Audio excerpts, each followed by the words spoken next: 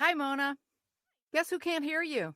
Oh my God, I was just running my mouth. There I am. Oh my God. I can hear you. There we Oh, are. oh my God, I must have been running my mouth without introducing myself. Minority Reports podcast, you guys. It has been a long day, Betsy. What's going on with you?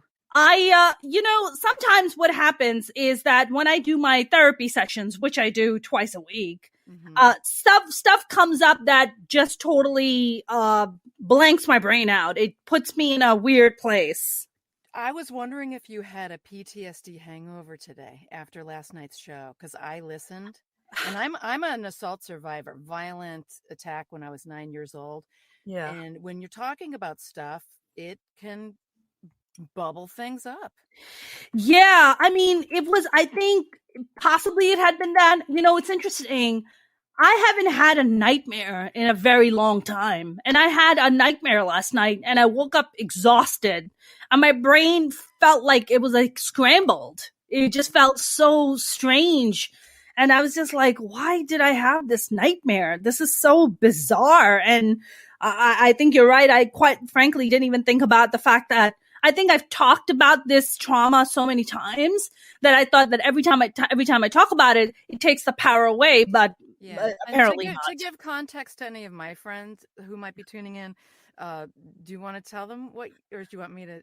Yeah, no, go ahead. I don't want to take time away from you because I want to talk about you. Mona's one of the most interesting interviewers I've heard in a long time, and I love that she just jumps from subject to subject, from guest to guest, like seamlessly. And last night you were talking about the uptick in attacks on Asian Americans and Asians in America, and you recounted a time where you were attacked by a random woman who was calling you a terrorist and ended up beating you up, who you tried to take to court for a hate crime, and they rejected it because there was no audio on the video.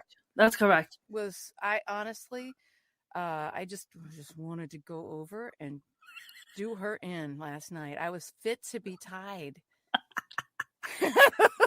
Betsy, I mean, I have wrestled with my anger and my rage over it for a long time.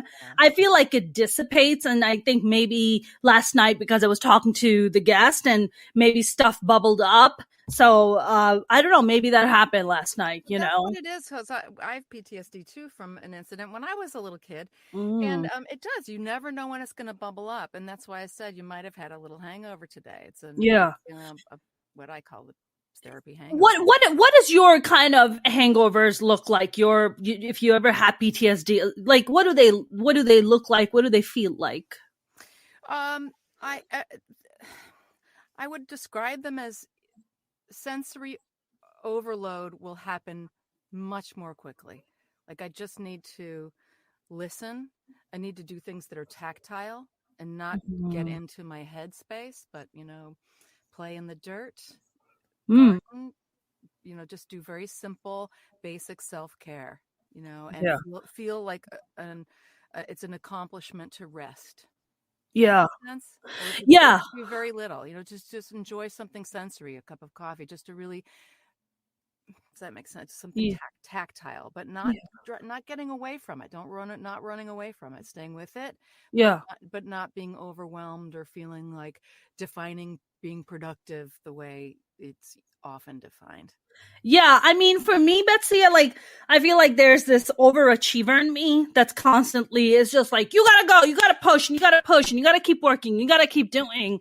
And I think when you have that PTSD hangover you're talking about, that's like the opposite of what you should be doing. Like, no way should you be like pushing yourself hard. It's like, you got to just kind of sit back and be like, okay, there is a lot of trauma that my body is recalling, and then I got to honor it. Like, I got to listen to what is it telling me. So I think for me, what happens is, like you said, the tactile stuff, I think for me, I'm not kidding. Like when I have PTSD hangovers, I just sit in one place and I can't get up. Yeah.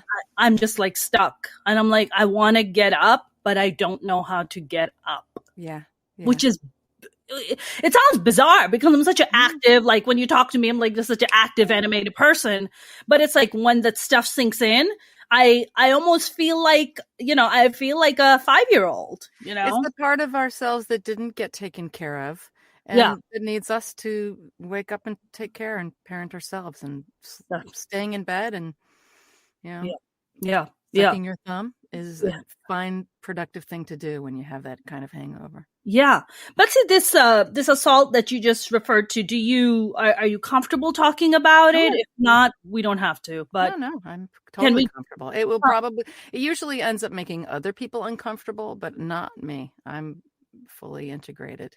okay. Unless something bubbles up, and if it does, you'll know, and I'm okay with Well, not I don't knowing. want you to have PTSD Oh hangover. God, So, no, no, no. but yeah, I would love to. I would love to. I feel like, I don't know how it is for you, Betsy, but for me, it's like the more I talk about my trauma, I feel like the less power it has over me. That is So, true.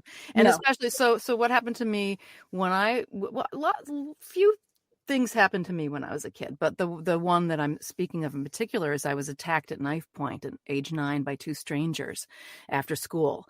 My best friend and I were chased down. They got her first. They raped her, and I watched while I was trying to call for help, and then they came after me next. And I viscerally remember the feeling of a knife at my throat. I mean, I can still like touch the spot, and I remember the feeling of the forest floor on my back. And I remember the image of the man over me, straddling me, and his friend holding me down. And what happened to me, what's really interesting about that moment for me is it's the first time I also had some sort of a powerful voice experience to this day, that I had a voice that I heard that said, "You're going to be okay. Everything's going to be fine." And I just looked up at this man, and I just heard this voice saying, "You're going to be fine." I was like, "Okay, I'm going to be fine. I'm going to be fine. I'm going to be fine." And I just looked at him, and as he was getting ready to do what he was going to do to me, he stopped, and his face changed and became very soft. And he said to his friend, "We need to go. We don't have time for her." And they ran away. wow.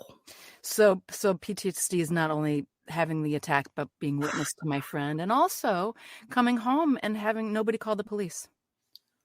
So I don't understand. What do you mean nobody called the police? I got home, and as a kid, age 9, at least when we were kids, I didn't know the word rape. I learned that later. I didn't know sexual assault. I didn't know what sex was. I was a little kid. So when I got home and I was visibly shaken and was asked, "Are you okay?" I said, they beat up. I'm not going to say my friend's name. I said they beat up my friend, and they said, "Well, are you okay?" And in my child's brain, I was like, they didn't beat me up, so I'm okay. So they didn't. No police were called, and when I was later in life, in my 30s, is when sort of the PTSD started happening. I started having flashbacks and attacks. I always remembered the attack. I never remembered telling my parents. So part of that trauma was, that wasn't taken care of, and I didn't feel taken care of, obviously. Otherwise, I wouldn't have suppressed that memory. Of course. But once it all came bubbling up and I talked to my family, I found out, they did know about it. And that's the memory that I repressed. Wow.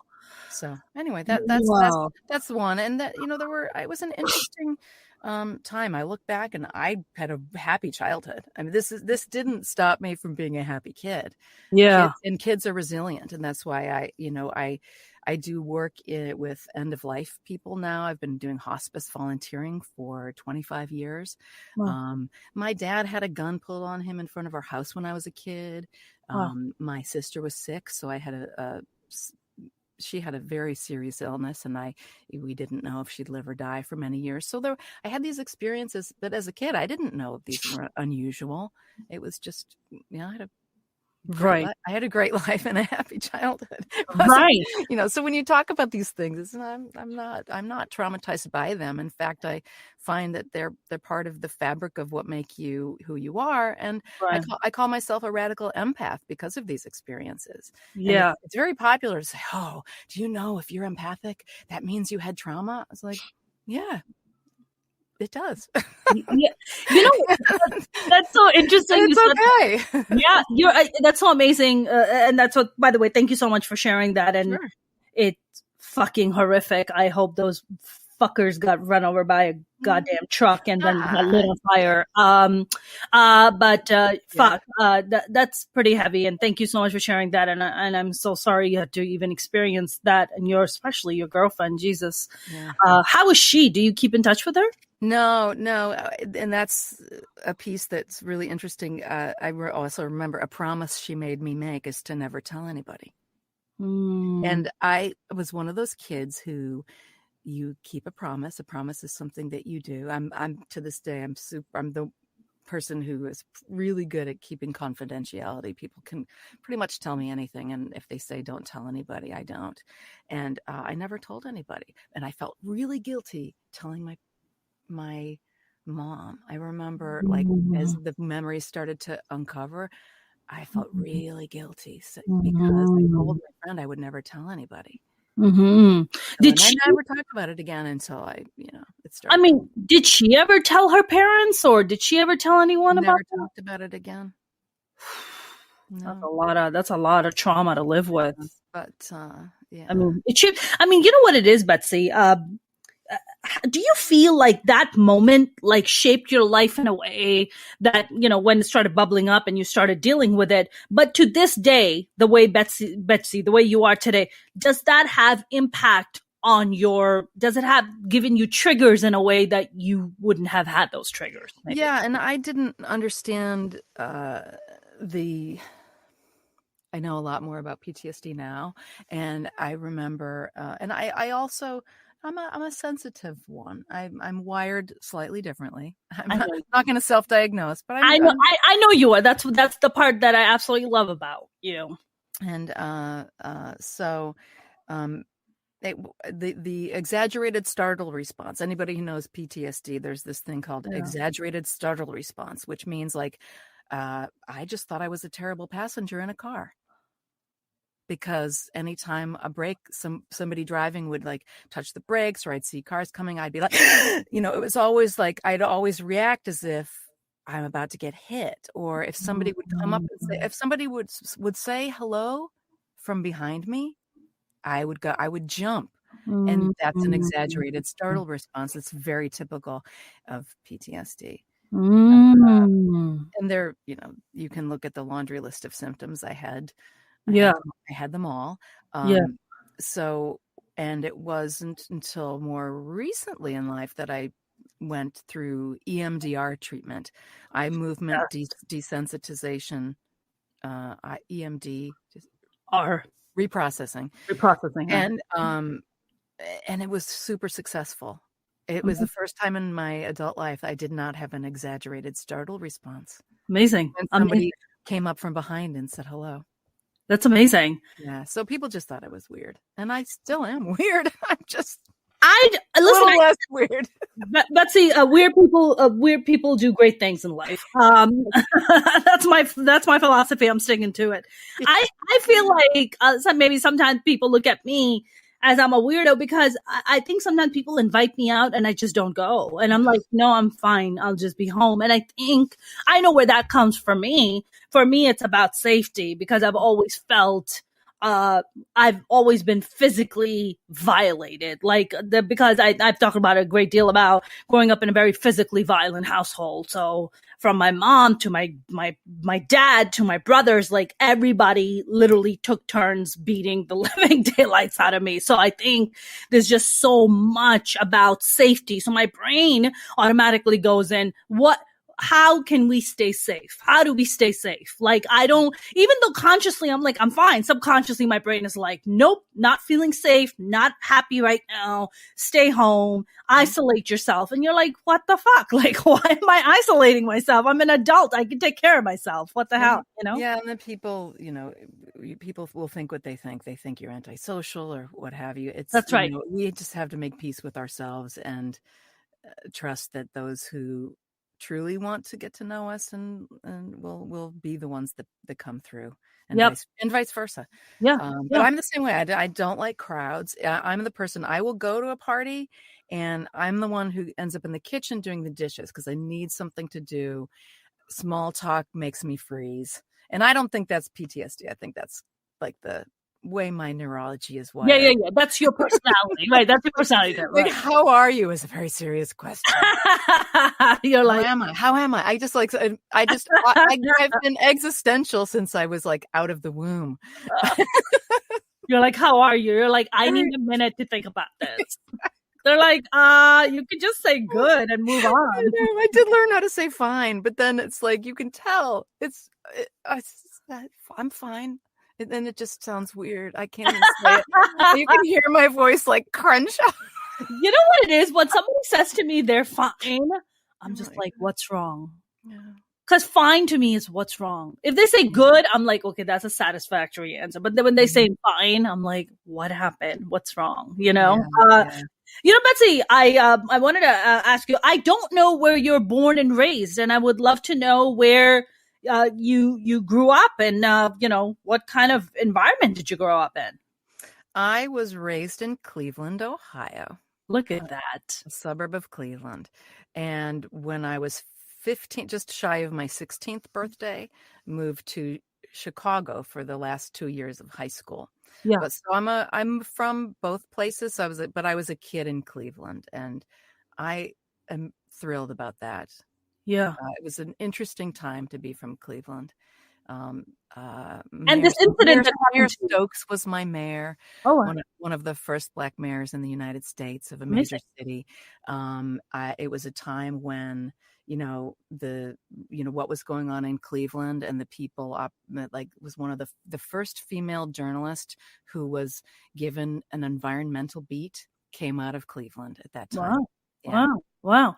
So Betsy, this incident that occurred, that happened, that was in Cleveland, right? Because you were growing up.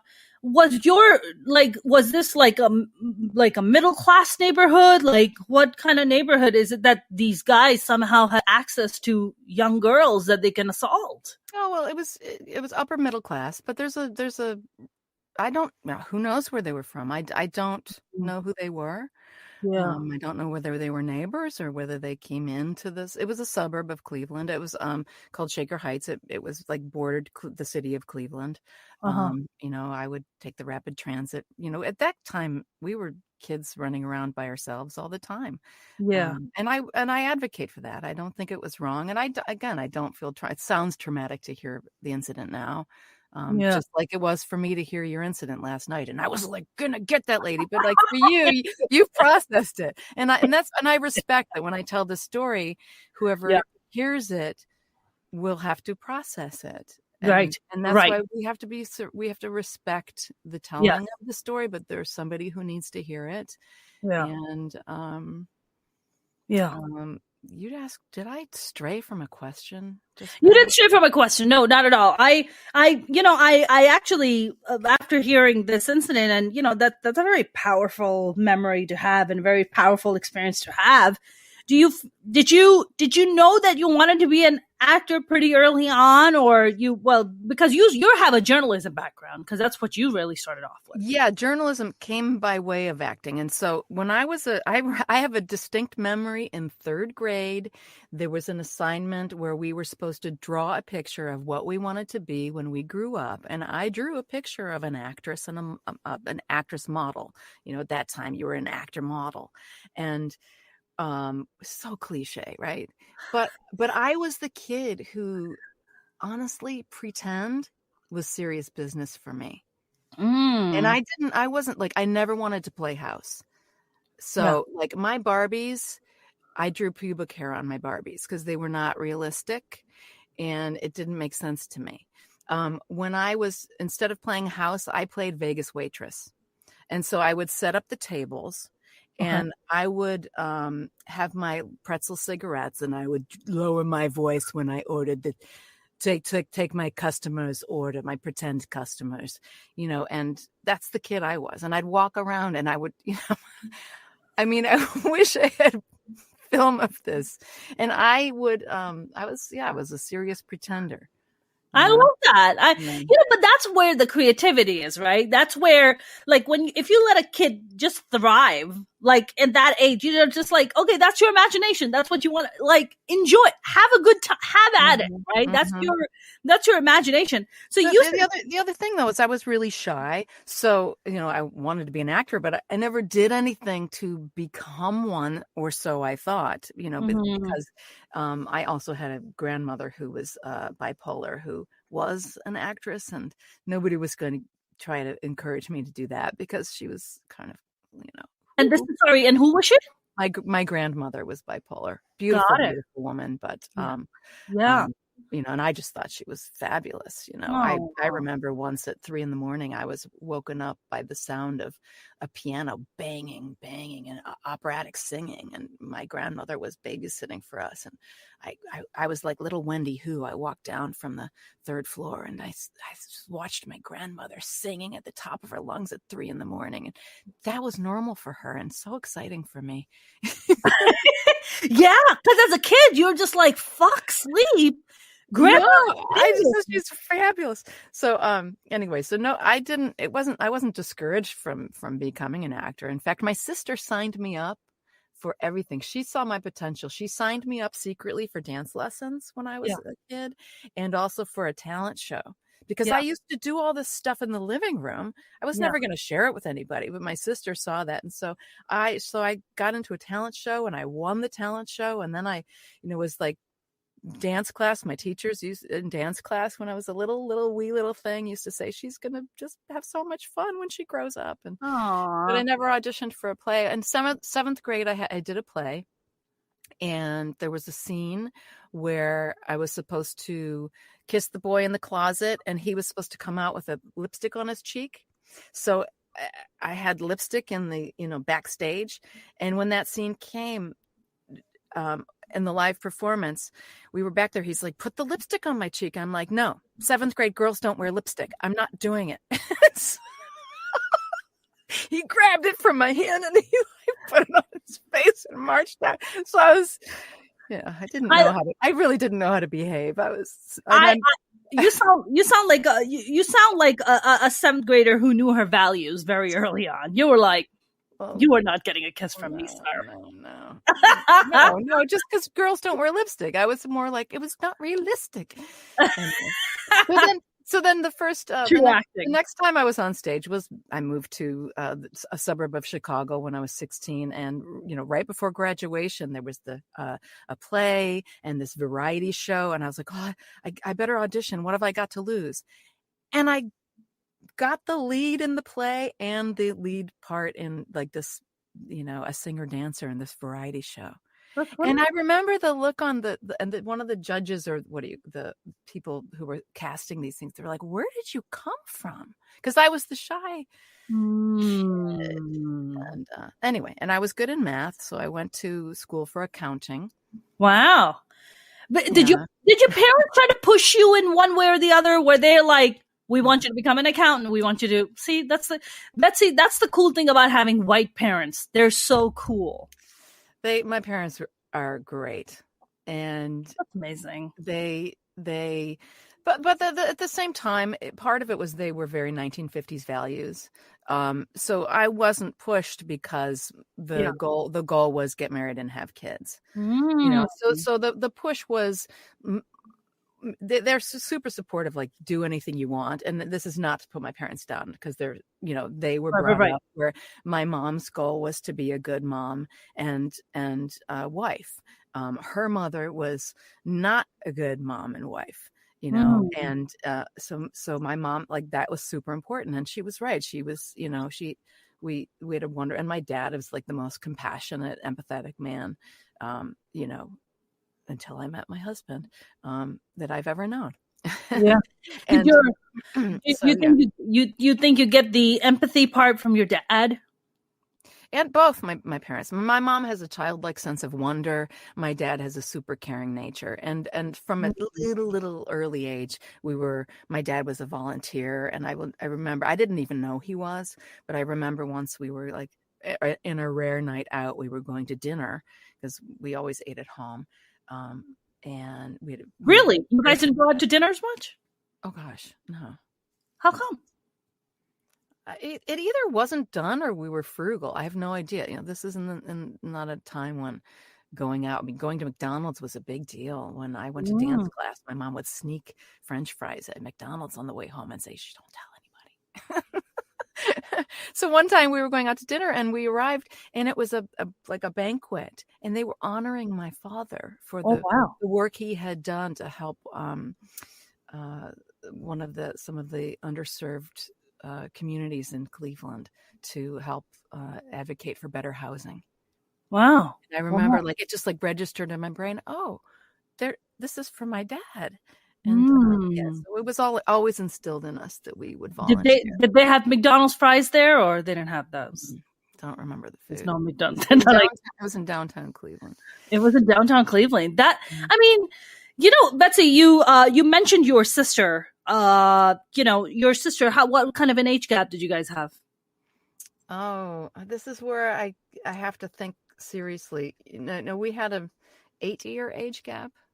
And she was younger than you or older? I'm the youngest of 3. You're the youngest of 3. Yeah. So she was 8 years.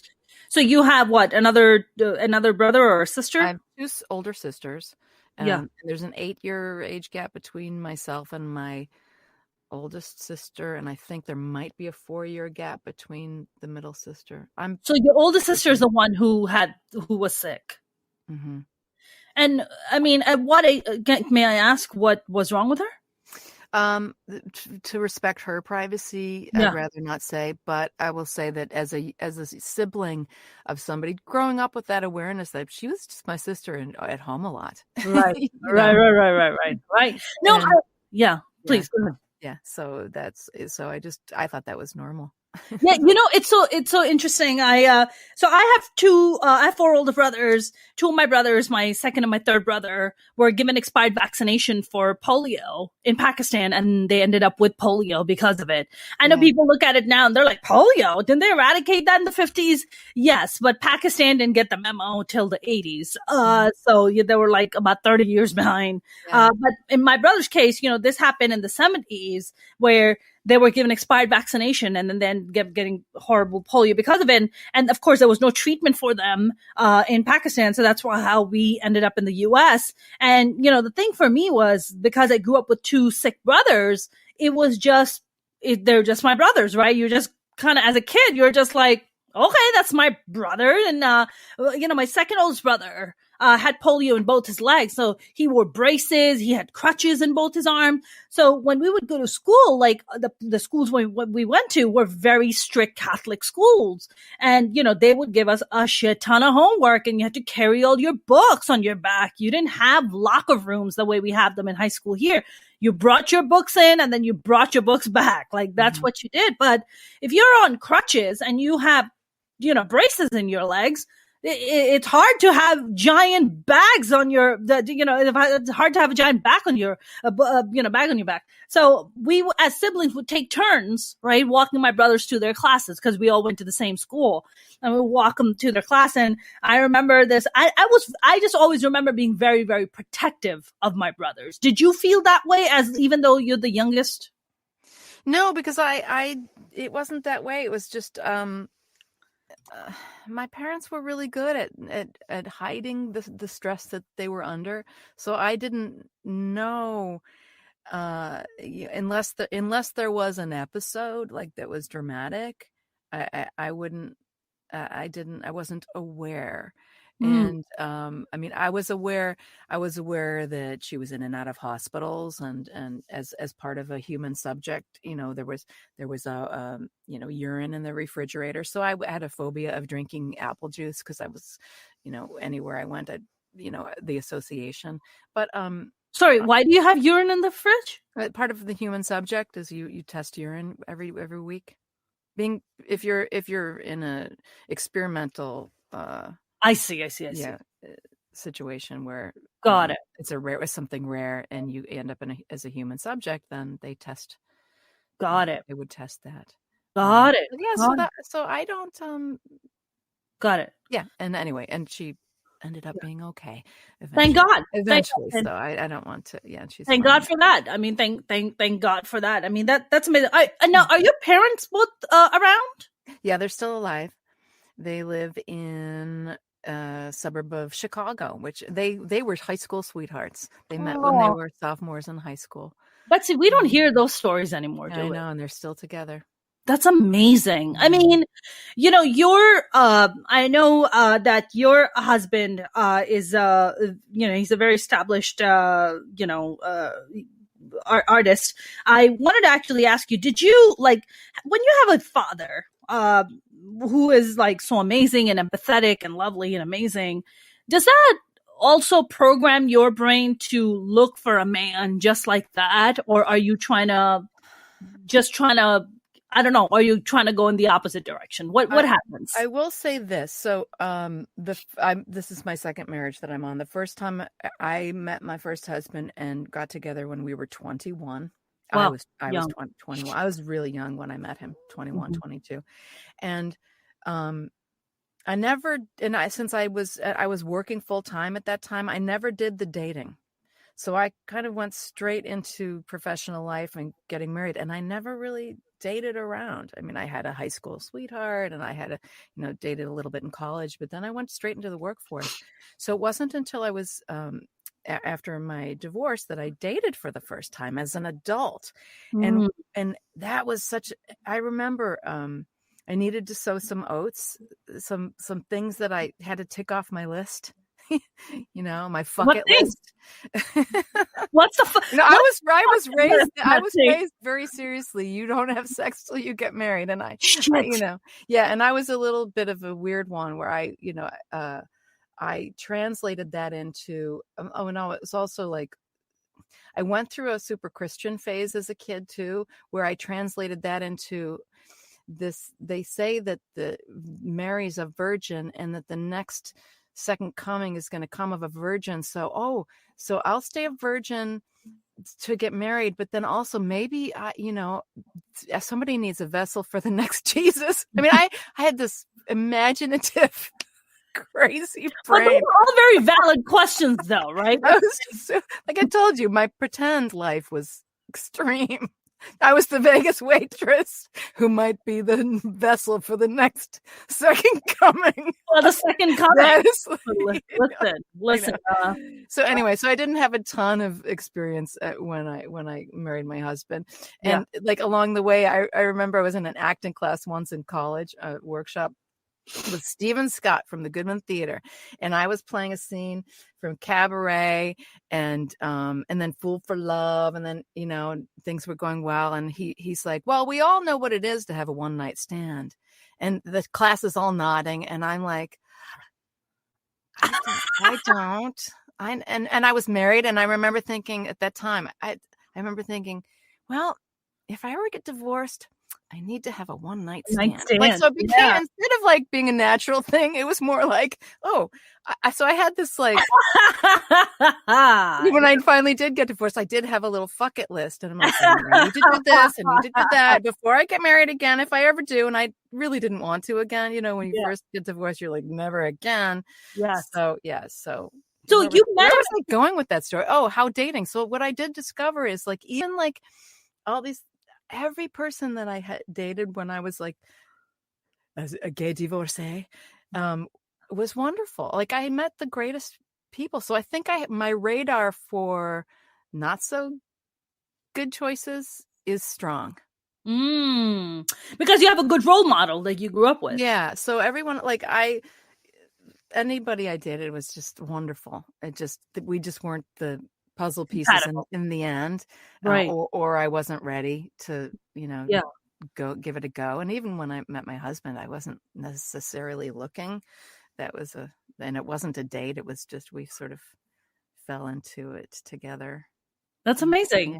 Yeah. That's not my experience, Betsy. I let's just say that I had no radar for the longest time. I was just like, what? You like me? Let's be together. And I've eaten a lot of shit because of it, and I've went out with a lot of losers because of it, who have hurt me time and time again. So I think the reason I was asking you that question is because, I have certain girlfriends who have great dads, amazing fathers, and they struggle in relationships. But then there are people like yourself who also grew up with a great dad, but, you kind of in a way didn't struggle with, relationships in the sense that your radar is strong. Like you can find out if somebody's good for you versus somebody who's not good for you. Your bullshit radar is really sharp. But my bullshit radar is I'm still developing. It's under construction. So wow. I'm still working on it. I'm not, I still have to kind of refine it a little bit more. It needs a little bit more work. And that's the thing, right, Betsy? I feel like with guys, it's just like, even if you didn't kind of have a good mom role, your maternal, your role wasn't that good. There's always that one woman that will have fucking compassion for you to be like, let me fix you. Let me repair you. But I feel like men don't reciprocate in that way. Men don't usually are like that empathy, that kind of like, let me take care of you. Like somebody has fucked with you and let me try to unfuck some of that bullshit. You know what I'm saying? I don't know. I think any guy who has, I think I just had a good radar for this one's don't respond to this one. Like I did internet dating a few times. That was on my list. Like try that. And I could always tell like within the first like one text and then call me. I don't want to, I'm not a, texting is not communication. That's correct. Apping, no. You can put together all sorts of words, but I want to hear your voice and hear what you sound like. And so it'd be like, and you can tell a lot. Yeah. Yeah. I mean, when you met him at 21, when did you get divorced? At what age? When did it? 39. Oh, wow. So you were together with him. We were together 17. So I met him when I was 22. I'm fuzzy with numbers. I have to be honest. No. I mean, the reason I'm asking you this is because then going back into the dating world, because the dating world has changed so dramatically, then you're just kind of going out into the world and you're just like, well, before we just met at a party or at a wedding or at a funeral. And now I have to go online and like swipe right on people and like talk to them through an app and maybe they're catfishing me. What the fuck is a catfish? I didn't know what catfishing was because I've been catfished like twice. I don't know what that was. You don't know what so catfishing is? I've heard it, but I forget. Someone pretending to look a certain way, but then you show up and it's not that person at all. Okay. Like they're like totally lying about their looks, about their job, about where they live, like their lifestyle, everything. It's all made up. It's all bullshit. Yeah. I don't know. I met my first husband on a blind date, so I didn't know what he looked like. Yeah. Nothing. And I felt like, well, internet dating was just a little modern version of that. Sort of. Yeah. I remember I was still, we weren't quite divorced yet. I got a tattoo on my 40th birthday. And so we got divorced. I got divorced when I was 40. Wow. I mean, that's such a different world to be like, whoa, at 40, you're just like, gosh, I have to go back into the dating world. Like, did you dread it? Were you scared? Like, what was that like for you? I've always had a life as an adventure attitude. And I just find everything curious. I mean, I'm fearful too. I'm not, so I don't want to, create this mask that I'm so interesting. But no, I approach most things with a sense of curiosity and wonder first. I tried to. So I approached it. I wasn't really opposed to dating, and I certainly didn't want to get married again. So I just thought it's an adventure and I'll try it. And the first person I dated was my massage therapist. What? I hope you got free massages out of that at least. It was so perfect. It's like I it's what I needed, and God bless him. He, I lived life as a we for so long that I was it was just so natural that like this guy who was he wasn't a swinging single, but he certainly wasn't interested in a we. And it was so natural for me that he and I had a nice time. That was a good, gentle way towards my single life. That's a massage therapist that gives you a happy ending, and it's totally welcomed, and you don't have to pay for it. It's wonderful. No, it was great. I love that. And then I went to Burning Man by myself. Wow. I just like treated the whole thing like, I always wanted to go to my ex wasn't interested in that. And I was like, I'm going to go by myself. And I decided like a week ahead of time. So how was that? What is Burning Man like? I mean, I've heard some crazy stories, but I want to hear from you, your personal experience. I don't think I'm the typical experience because I went by myself. I decided a week ahead of time. I looked on their website and asked one or two people who I knew who had gone what you prepare for, and I just drove and I went, and I made the goal of I'm not going to do any drugs, I'm not going to drink, I'm going to just what's the point of going if you're not going to do drugs and drink? That's one thing. Everybody's like, oh, it's a naked drug fest. It's actually not. It's like a huge city with 50,000 people that that's erected over a month or two ahead of the wave of people coming in. And how do I describe it? Well, I will say this. I was so tickled the first morning I woke up because it's like camping, but you're at a gay pride event. I mean, it's fabulous,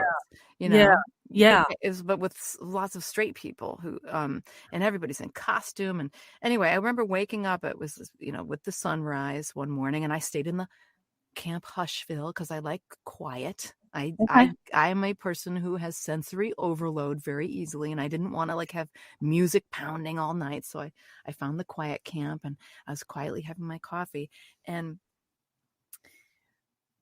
what buzzed by in front of me were 6 giant cupcakes with just people's head outside the top of the cupcake. Like these are like small vehicles, and then they had little boopy hats on, and I was like, and they just went zoom, zoom, zoom by me as I'm having my coffee, and I'm like, welcome to Burning Man.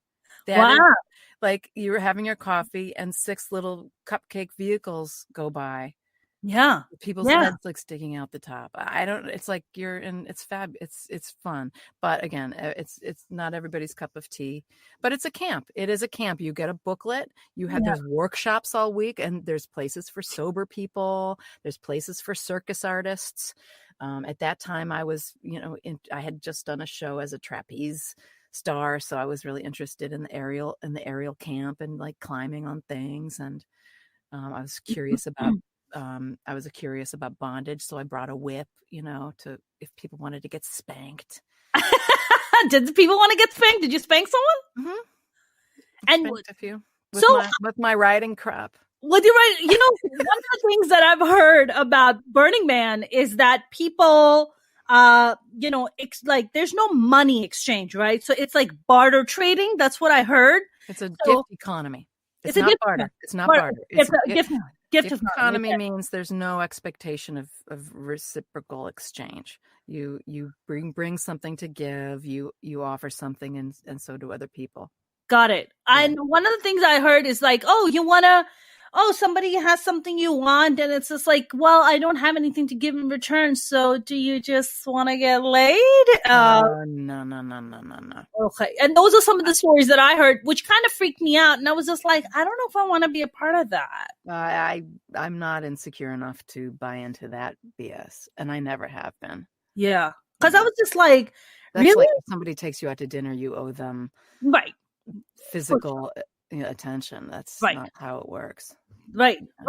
All right. So good to know. Thank you for clarifying that Burning Man is not entirely. No, it's an act of radical self-reliance too. Yeah. That's the other, at least, and I went a long time ago. So I went once and then I by myself, met some interesting people, met people from a camp out of Seattle that invited me to return and be in charge of the water for their entire camp. And so the next year, my plan was to go and be part of a camp. But when the time came, I was just like, no, I don't really need to go back again. So I drove up, I got all the water settled into the camp because I had promised to do that. And then I turned around to LA and went home. How nice. And I've never been back. How lovely. I mean, Betsy, I actually gonna make a little bit of a segue. I know that you and I have been talking about you are currently in 2 national commercials. One is a Shingle commercial, and the other one is it a Toyota Prius commercial? Experian. I was in a Toyota campaign. Okay. Most of my career as an actor, I supported myself handsomely by being in commercials. So I did a commercial campaign for Toyota. I've done 2 commercial campaigns for Toyota. This year and last year, it was Experian.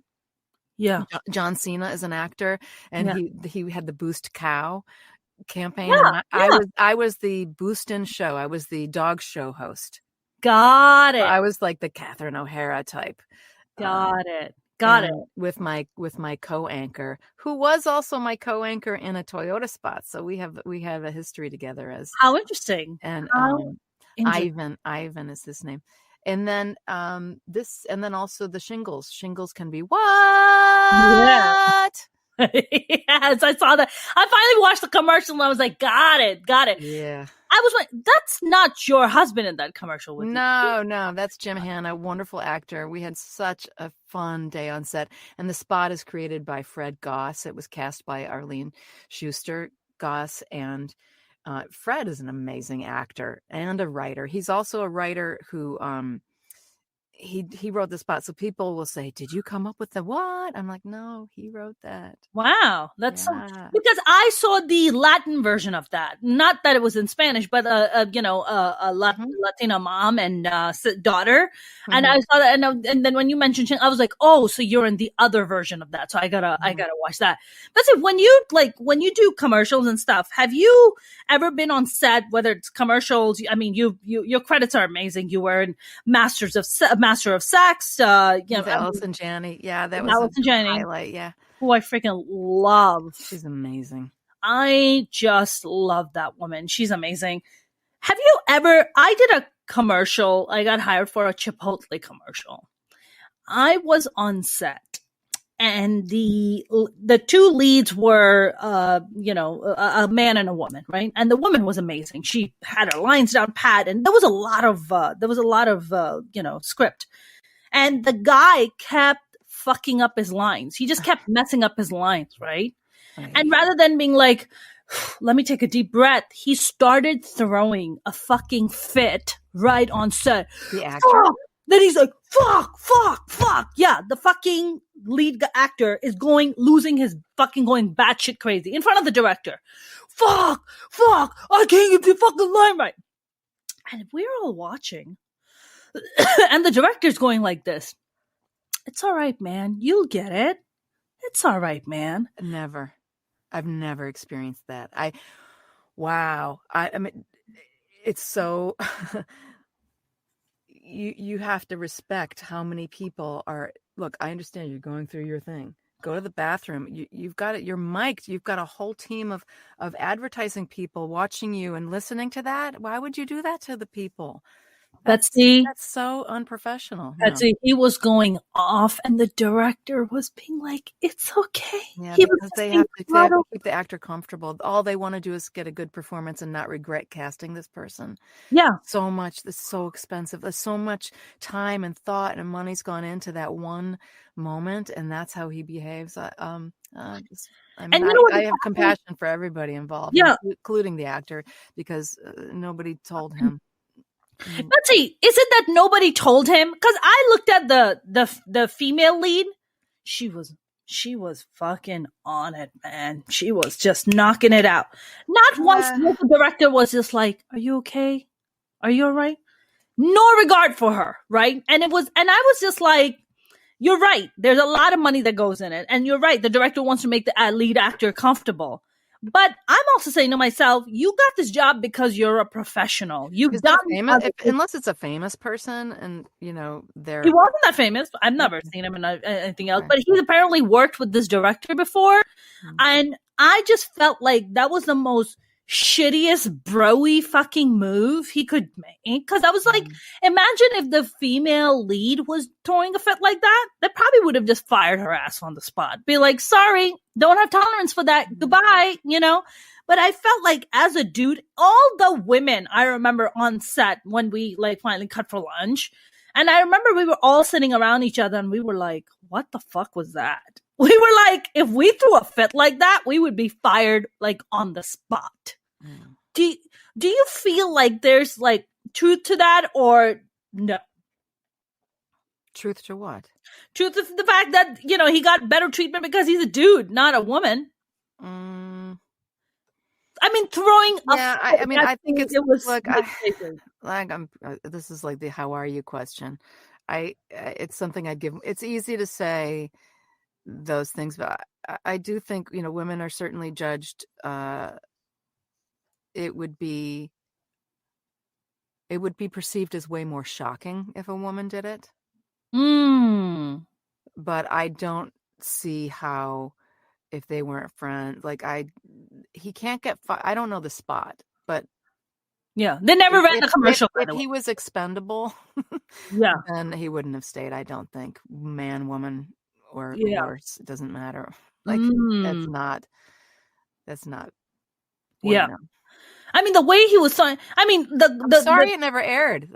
It never aired. You needed that money, girl. I saw, man, it would have been a national commercial. I would have like made bank on that. But even just for shooting for like, what is it, 2 days we were there? I mean, I made a chunk of money on that commercial, and it was nice. But I think what I really like, what took me back was I was like, I didn't know you could behave like that. I thought that you had to be like Tom Cruise or Brad Pitt or Julia Roberts to get away with that. I didn't know that you could be a commercial actor who nobody really fucking knows is like throwing a giant fit in front of everybody, and he's being coddled by the director. I think that's the part that really threw me off.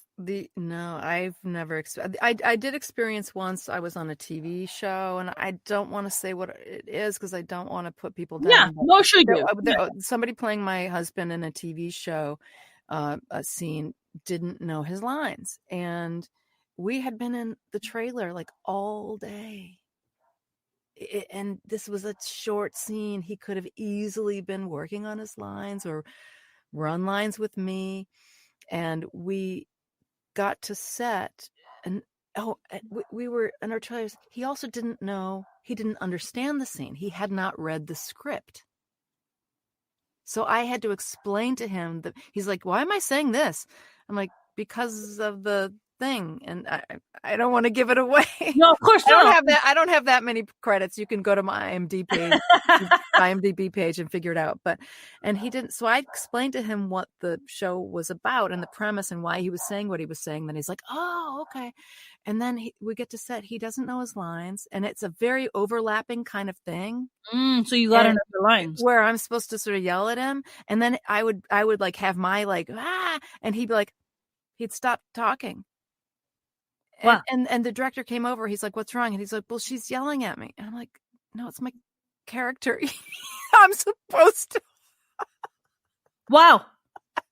And so I was like, I don't know how people work. Sorry, I don't work that much. I don't have a theatrical agent. I have a commercial agent who occasionally I get some theatrical jobs, auditions through, and I have a manager. So I've been very lucky out in Los Angeles. Prior to LA, I did a lot of movies in Pittsburgh when I lived and was working as an actor in the Cleveland and Pittsburgh area. And since moving to LA, like I would never show up on set and not know my lines or misbehave. Right. Right. I just don't understand it. Sorry, and of course you don't have to reveal the person. Is this person famous? This person who's playing your... Okay. Wow. If he's on a TV show now, I wouldn't know it because there's so many new shows now. I don't keep up. I would have to look him up and see. I mean, I that's don't think he's famous. that's some confidence, Betsy, to be not even be that established and be like, yeah, I don't have to memorize my lines and just show up and expect everybody else to fucking just pick up the slack. But he wasn't swearing. He knew that. He knew that he was screwing up. Amazing. But he tried to blame it on me for my character raising her voice. I'm like, oh no. That's You're like, not that's my fault. supposed to happen in the scene. Remember, we're acting. You remember that part? Remember, we're actors. Yeah. Wow, Betsy, that's incredible.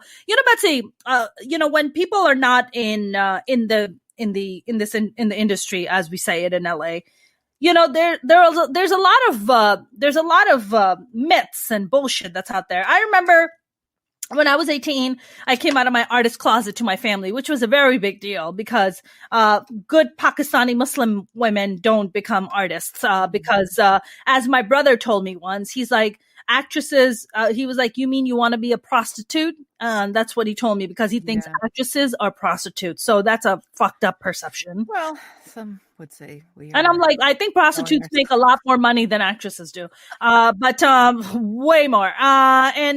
I remember him saying that to me. I'm just like, wow, what a fucked up perception on creativity. What a fucked up perception on artists. But, and I remember my mom asking this friend of theirs who were trying to be writers or directors. And the first thing my mom asked them was, does she have to do nudity if she becomes an actress? That was a big deal. Like, does she have to be naked in scenes? Like, that was a big deal. Was that something that you kind of had to go through or went through? So, yes, I have been nude on stage. I haven't been nude. Have I been nude on film? Wow. I do. I am in a hit book from Burning Man. Oh, wow. What does that mean? Hit said that publicly for the first time. Yay! On the Minority Reports podcast, people. Somebody saw what was happening between my belly button and my upper thighs and said, "May I take a picture?" Wow. And I said, and I saw his portfolio, and I said, "Yeah." What, is your face in it, or is it just? No, it's a hip book.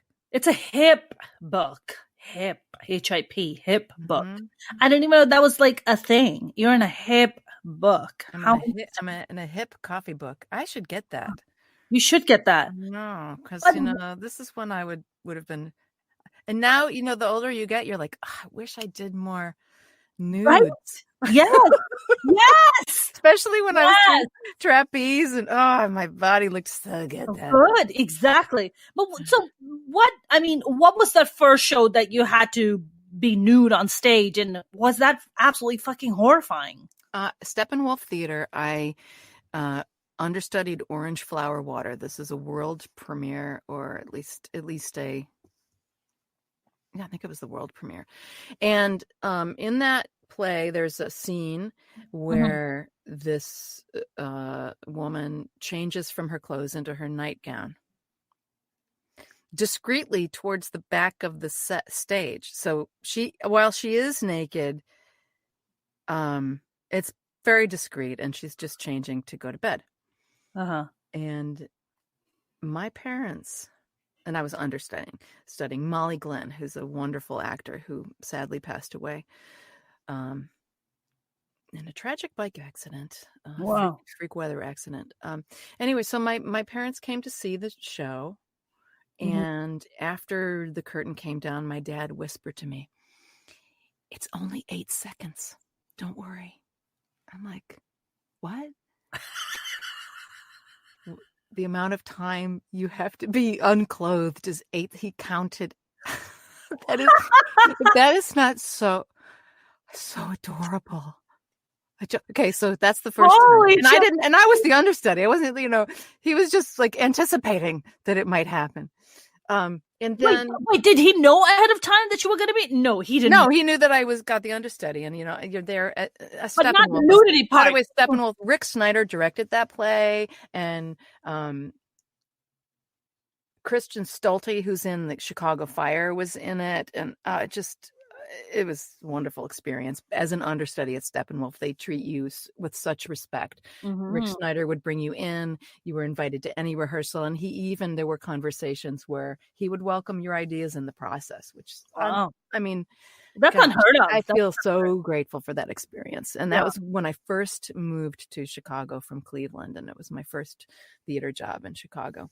Wow. Anyway, so the second nude experience was I was playing in Ken Preston Ince's play called Beholder, about the artist Paula Modersohn Becker, who was best friends with Rilke, the poet, and the play is named after an epic poem he wrote about her after her death, Beholder. And she's very famous in Germany, not as well known in the States, but she was one of the first. She was, I think, the first woman to ever do a self-portrait in the nude. Yeah. So there's these wonderful paintings of hers where she's, looking in the mirror, and, she's topless. She's, from the waist up, she undraped herself to paint. And so in this gorgeous play by Ken Preston Ince and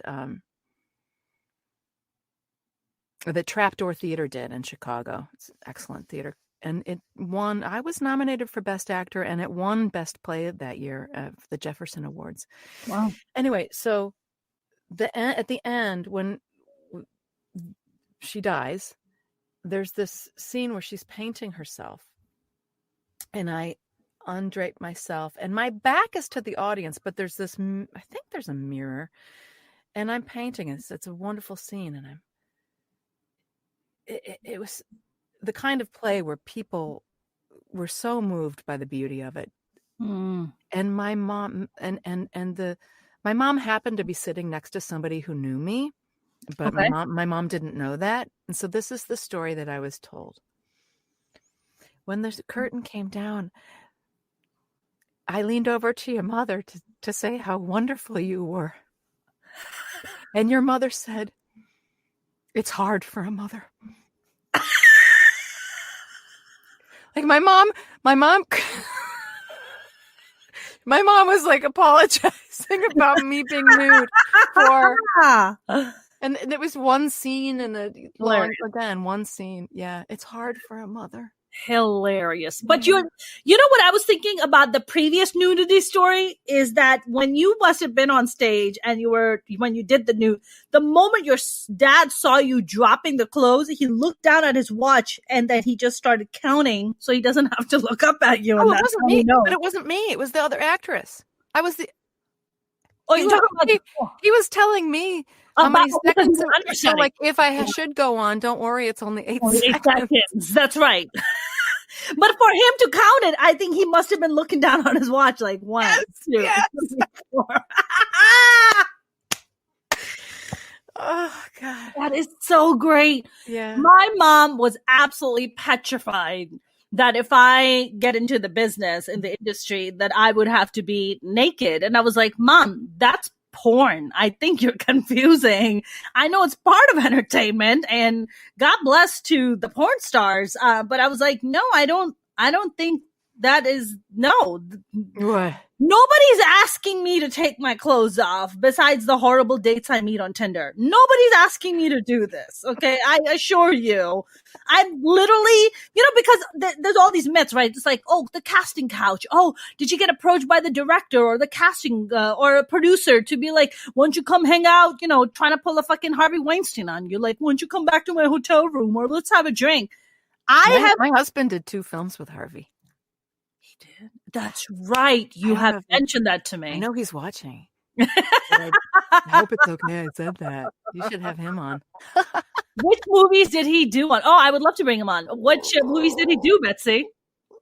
Are you hiding from him? Yes, what are you doing? This is me hiding it. See, the beauty that you can see yourself. You can see yourself. You. I can hide, but I can see the frame. So we can still see you, Betsy. It's fine. I told him to text me if there's anything I need to curb myself about. It's fine. He did. Oh, which one? The Englishman Who Went Up a Hill and Came Down a Mountain, with Hugh Grant. Wonderful film. Ian McNeice. Yeah. It's And it's funny. It's adorable. did your husband also produce it, He or wrote and directed it. he wrote and No, directed? Harvey produced it. Harvey produced, right? And and what's the other project? I'll let him tell you that story. Well, you can tell me the name of the project. That's someone else's story. I'm not sure that I can. Well, the name, not the story, just the name. I know. I don't know that I can. Oh God. Anyway, but yeah, he's got great stories. I would love to bring him on, and I would actually love to have both of you on again. That would be a great conversation. Finding love later in life. Yeah, exactly. I mean, two weirdos. I love it, Betsy. I'm swimming now. Oh, now that I can see myself, I'm just going to do it's interpretive dance time. It's, you know what it is, Betsy? It feels like your gummies kicking in. Your gummies kicking in. That's I don't take drugs. How come, Betsy? You know, I was very excited when it became legal, and so I have gummies, but I don't take them. And anytime somebody came to town to visit, they would buy marijuana, and I have a drawer full of the visitors over the years who couldn't fly home with it. Yeah. And I thought, because I did smoke pot when I was in college and high school, but nah. And it wasn't as good back then. I get paranoid. Oh, do you? But it wasn't as good back then as it is now. The strains now are fucking fire. Yeah. No, I do have this indica for if you want to go to sleep, but I don't know. I've never got into. No, not you, ma'am. Yeah, no. Occasionally I'll try it just to I'm a big marijuana person. I mean, for me, it's a daily intake. I know a lot of people are just. I mean, look, I got my mom into it. Like when my mom visits me, I mean, I make my mom and I get high together. It's great. I would like to. I wish psilocybin was legal, because that's what I would. Aren't all drugs now legal in Oregon? Yes. So maybe suggesting I move to Oregon. Well, at least take a trip. I don't want you to move there, but just go get your fix and then double entendre. That's total double entendre for sure. Total double entendre. Betsy, I know we're gonna start wrapping up soon, and I know I previously had you on along with your cast of a amazing live show that you produced called For the Love of a Glove, which is based on Michael Jackson's life. It's a musical. It's interesting. It's very imaginative. It's funny. It's the unauthorized sci-fi musical fable of Michael Jackson's life, as told by his glove. As told by his glove, not by anybody else, but by his glove, which is entirely fair. It's really the only way to tell his life story. Yeah, no, it did very, very well. We got incredible press for it. So yeah, it'll come back when it's safe and everybody's ready to enjoy theater again. Yeah. Is there any role in there where you can do or you can perform, or no? There's nothing. No. You're talking Motown Jackson 5, Motown 1970s.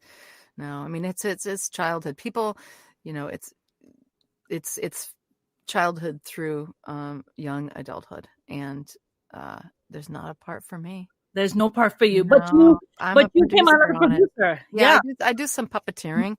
So, and it has 26 puppets in the show that were designed by Robin Walsh and Adrian Leonard, and crafted by Ron Binion. So it's a masterful work of puppetry. This piece, and it has, like I said, 25 puppets in it. Wow. I'm a puppeteer. I'm a teaching artist. Oh my gosh. After this interview, who knows if I'll still have a job at the Natural History Museum. You're right. I think they're going to. I am a promotion. That's you're getting a promotion from them. Don't worry. No, I do. I'm going to show you. This is the creature that I operate at the La Brea Tar Pits. Wow. I'm inside of this creature. Wow. It's an animatronic Jim Henson creature, and I'm so that's why I got involved in the musical, is because I had a puppet vocabulary that I could help translate into some pre-production meetings before they even hired the designer, helping to look for the designer. So I helped introduce the writer director Julian Nitzberg to a lot of the puppet designers and sit in Yeah. on those conversations and help steer that. Betsy, how do you even become a puppeteer? How do you even get into that? Do you go to puppet school? Like what?